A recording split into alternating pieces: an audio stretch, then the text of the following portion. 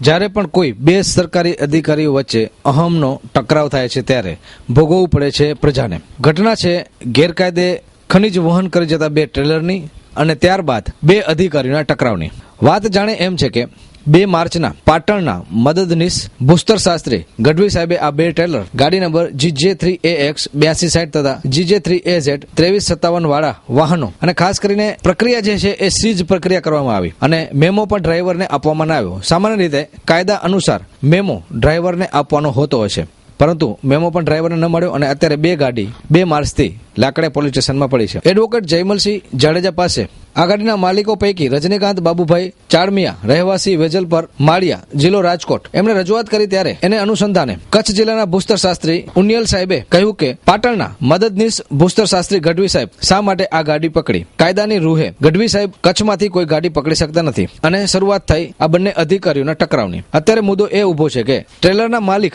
ગાડી છોડાવવા માટે તૈયારી કરી રહ્યા છે, પરંતુ બંને સાહેબમાંથી કોઈ પણ સાહેબ જવાબ આપવા માટે તૈયાર નથી. અંતે એડવોકેટ જયમલસિંહ જાડેજાને ભૂસ્તર શાસ્ત્રી ઉનિયલ સાહેબને પણ નોટિસ આપવાની ફરજ પડી રહી છે.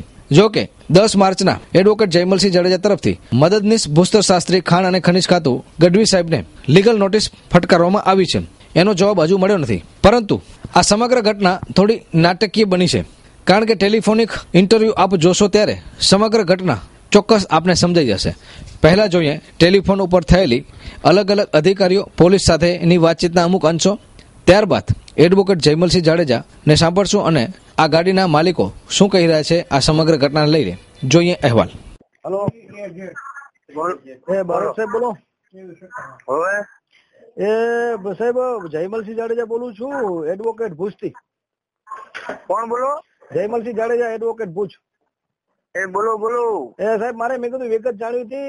GJ3AZ 2357 ની આપણે કઈક વિજિલન્સે ડિટેન કરીને ત્યાં લાકડીયા પોલીસ સ્ટેશનમાં સોંપી છે. એટલે હા, એ વિજિલન્સે નથી સોંપી, ડિટેન નથી કરી, સીઝ કરી છે. સીઝ કરી છે, ઓકે.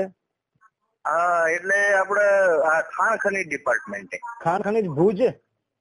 હા, ખાણ ખનીજ. હવે કોઈ મહેતા કરીને એમને ખબર છે, ઓલા રજનીકાંતભાઈ છે ને, હા, એમને ખબર છે કે કોઈ મહેતા સાહેબ છે કે કયા સાહેબ છે. અહીંયા બારોટ સાહેબ સાંભળો, અહીંયા આ લોકો ભુજ ખાણ ખનીજ વિભાગને ખબર જ નથી. નિયામકથી મારી વાત થઈ, એમ કે છે કે આ તો 12 ની પછી પકડીને હું એનાથી સિનિયર છું તો એની પ્રોસિજર કરવું જોઈએ. એટલે આમાં ટ્રક વાળા અટકે છે ને રોજનો એને 1000 રૂપિયા નુકસાન જાય છે. એટલે મેં કીધું ભાઈ દંડ ભરવા તૈયાર છે. હા, સાચી વાત છે. એ રજનીકાંતભાઈ આવ્યા હતા અને મેં કીધું કે આ લોકોના એકબીજાના ઈગોમાં તમને નુકસાન જાય છે. બરોબર. હવે તમને કોણે સોંપી છે સાહેબ? આપણે મહેતા સાહેબે સોંપી છે? કોણે સોંપી છે? એ ભાઈને પૂછો તો એમને ખબર છે. હું નામ એકચ્યુઅલી ભૂલી ગયો છું. મહેતા સાહેબ જ છે લગભગ. એમાં સાઈન એમની છે. પૂછો તો એ ભાઈને. તમે પોલીસ સ્ટેશન છો અત્યારે બારોટ સાહેબ? ના, હું અંજાર છું, ઘરે છું. એટલે તો તમને આખી મેટર કહી દે. દંડ ભરવા તૈયાર છે, જે પણ આવે એ ભરવા તૈયાર છે, પણ છતાં એકબીજાના ઈગોના લીધે થાય છે. પણ એ તો ના ચાલે ને, એટલે પ્રોસિજર ના ચાલે, બિલકુલ ના ચાલે. Hello, Lakadiya police station. હા, એ જાડેજા જયમલસિંહ બોલું છું, એડવોકેટ ભુજ. બોલો.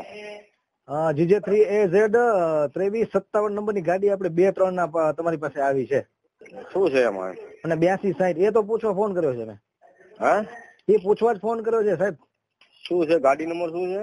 GJ3X 8260. GJ3X.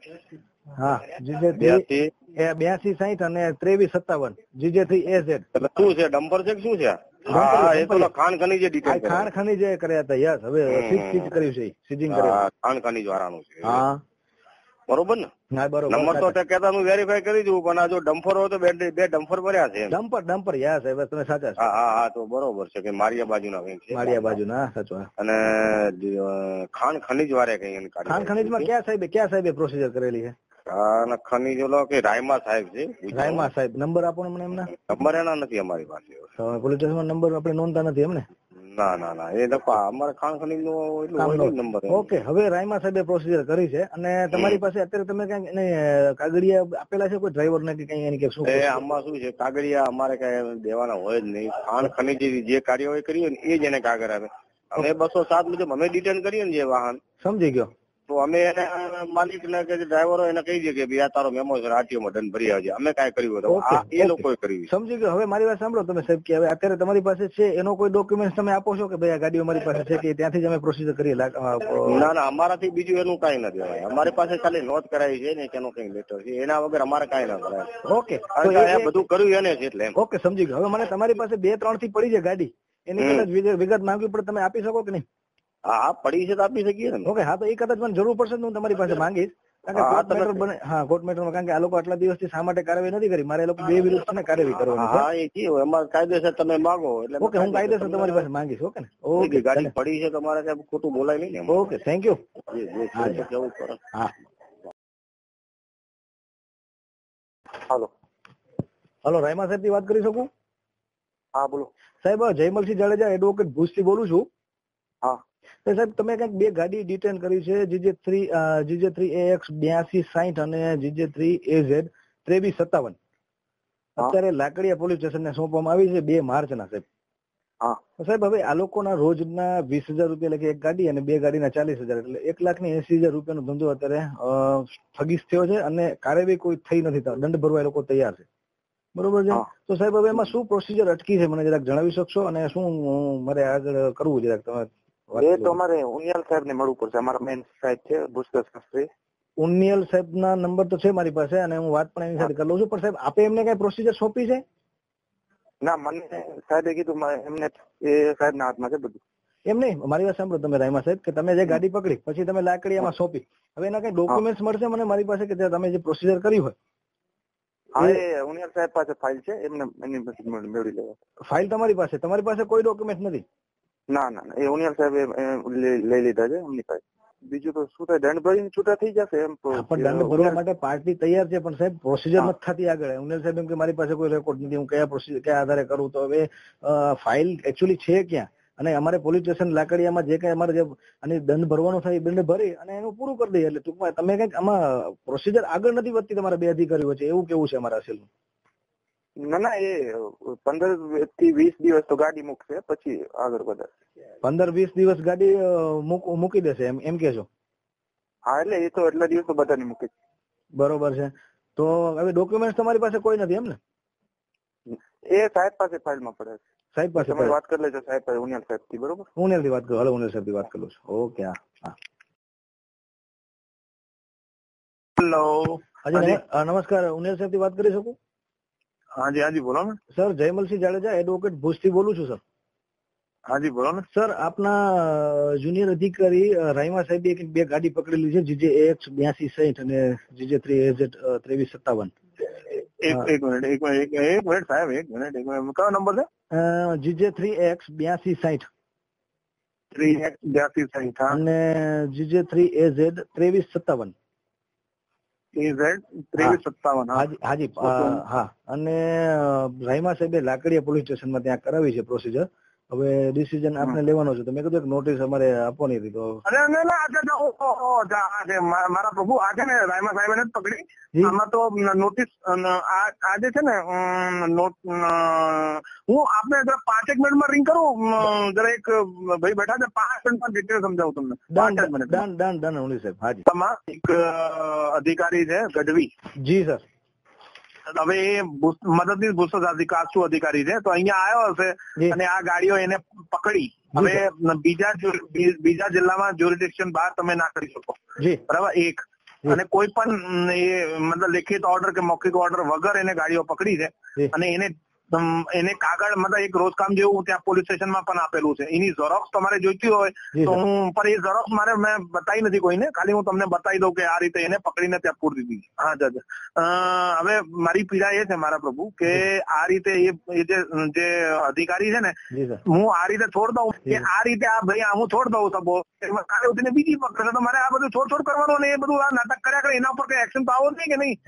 કાગળે લખી દીધો છે હેડ ઓફિસમાં, તો એને તમારા તરફથી એવી સખત નોટિસ જવી જોઈએ કે ભાઈ જ્યુરિડિક્શન બહાર તમે ગેરકાયદેસર કામ કર્યું કેવી રીતે? મારા જ્યુરિડિક્શન બહાર હું ગમે તે કોઈ કામ ના કરી શકું. મને ખબર છે કે આ માલ ગયો ત્યાં મોરબી, બરાબર? મોરબીમાં ચોરીનો માલ જાય છે, પણ મારાથી કઈ ના થાય મોરબીમાં હું આઈ કેનોટ રેડ ધેર. તે એક નોટિસ તમે મતલબ આજે તમારા અસીલ છે એના વતી એક નોટિસ આપો એ ભાઈને કે ભાઈ આ રીતે તમારા પાસે કોઈ હુકમ હોય કે કેવી રીતે તમે આ પહેલા પકડી અને બધી જે તમારે ઉમેર હોય એ રીતે તમારા તરફથી એક નોટિસ જવી જોઈએ. 100% નોટિસ હું આપું છું સાહેબ, પણ હું શું કઉ છું, તમે નોટિસે આપું છું, તમને નોટિસ આ લોકો દેખાડી પણ જાય છે અને હું આગ્રહ શબ્દમાં એનો કાયદેસર હું એની લીગલી કરીશ, પણ તમે આની ગાડીનો સાહેબ મને તમે કહો મેમોમાં જે કાંઈ દંડ ભરવાનો હોય એ દંડ ભરીને તમે એને સર પ્લીઝ રિલીઝ કરો. અને બાકી જે વસ્તુ જે છે હું નોટિસ મારી રીતે લીગલી હું આપું છું, મને સાહેબ એનો એડ્રેસ આપી દો કે કઈ રીતે ક્યાં નોટિસ એને પાઠવવી. એને તો એ મદદનીશ ભૂસ્તર શાસ્ત્રી પાટણ એવું લખી દો. મદદનીશ ભૂસ્તર શાસ્ત્રી પાટણ જિલ્લો બરાબર છે. અને નામ જોક લખી નાખું સાહેબ એમને હું. હા ગઢવી હવે મને એની ઇનિશિયેટિવ મને ખ્યાલ નથી, જરૂર નથી. ગઢવી સાહેબ કરીને જાઓ તો મદનનીશ ભૂસ્તર શાસ્ત્રી પાટણ ગઢવી આપે જે કાયદેસર કચ્છમાં જે આ વસ્તુ કરી છે તો એ આપ કરી શકો છો. પછી એ જે છે આપણે એને તમે લાકડીયા પોલીસ સ્ટેશનમાં સોંપી છે તો એ અંગેની આપણે કાર્યવાહી ત્યાં સીઝ બતાડે છે સાહેબ. ખાલી એ લોકો ડિટેન નું પણ લાકડીયા પોલીસ સ્ટેશન નથી દેખાડતો. આ બધી પ્રોસિજર છે આપણને ખુલાસો 5 દિવસમાં આપવા માટે જણાવે છે. હવે મને અહીંયા 6 મહિના થયા અહીંયા બરાબર મને તો એ પ્રોસિજર આપડી પૂરી થાય. સારું અત્યારે એની પેલા આ નોટિસ કરવા દો જરા ઊંચો નહીં તો કરું એને પછી હું કામમાં છું, એક કામમાં પછી વાત કરું. હું એડવોકેટ જયમલસિંહ જાડેજા. સમગ્ર ઘટના ટૂંકમાં કહું તો 2 માર્ચના મદનનીશ ભૂસ્તર શાસ્ત્રી ખાણ અને ખનીજ ખાતું પાટણ ગઢવી સાહેબ કરીને હતા. એ જે મારા અસીલ છે એની 2 ગાડી સીઝ કરી અને અત્યારે સીઝ કરેલી ગાડી ત્યાં લાકડીયા પોલીસ સ્ટેશનમાં છે. પરંતુ પરિસ્થિતિ એ છે કે 2 તારીખથી કરીને 11 તારીખ સુધી અત્યારે કોઈ જ નિર્ણય લેવાય એમ નથી.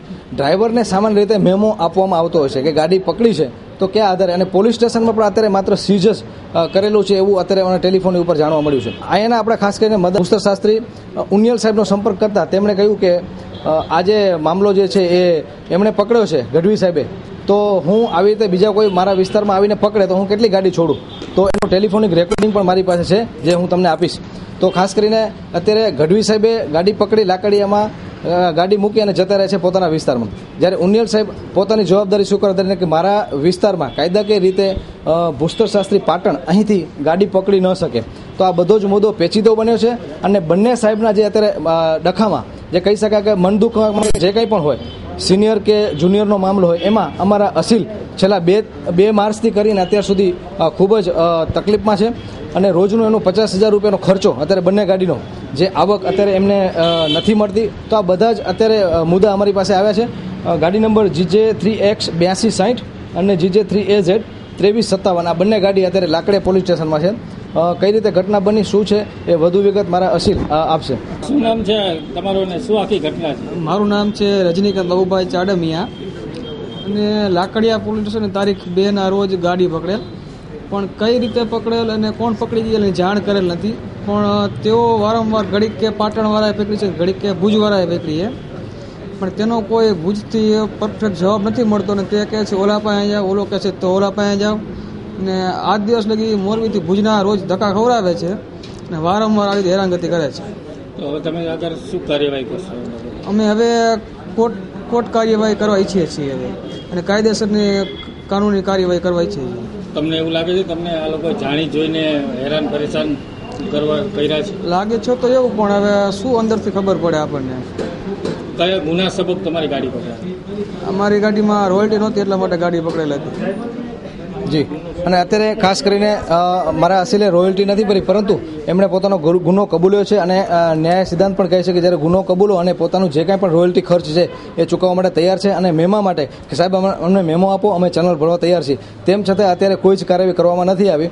તો ખાસ કરીને જે એમનો ગુનો એ કબૂલે છે મારા અસીલ, અને એ જે કંઈ પણ રોયલ્ટીનો ખર્ચ થતો હશે, દંડનો ખર્ચ થતો હશે એ સરકારશ્રીને આપવા માટે તૈયાર છે, તત્પર છે. તેમ છતાં આ બંને અધિકારીઓના વચ્ચે અત્યારે મારા અસીલ ખૂબ જ તકલીફમાં આવી ગયા છે અને ના છૂટકે અમારે આ અંગે કોર્ટના દ્વાર ખખડાવવા પડશે અને અમે ફોજદારીના રાહે પણ કાયદેસરનો ગુનો નોંધશું. કલેક્ટર કચેરી ખાતે સંભાળતા સમગ્ર ખાણ ખનીજ ખાતું સંભાળતા ઉનિયલ સાહેબને જ્યારે આ લોકોએ સંપર્ક કર્યો અને મેં પણ ગઈકાલે સંપર્ક કર્યો ત્યારે તેમણે કીધું મિટિંગમાં છું એવી રીતના કરી અને કોઈ પણ સંતોષકારક જવાબ ના આપ્યો અને એમણે એ કહી શકાય કે સ્વચ્છંદ જવાબ પણ આપી દીધો કે તમારે હાઈકોર્ટમાંથી ગાડી છોડાવવી પડશે.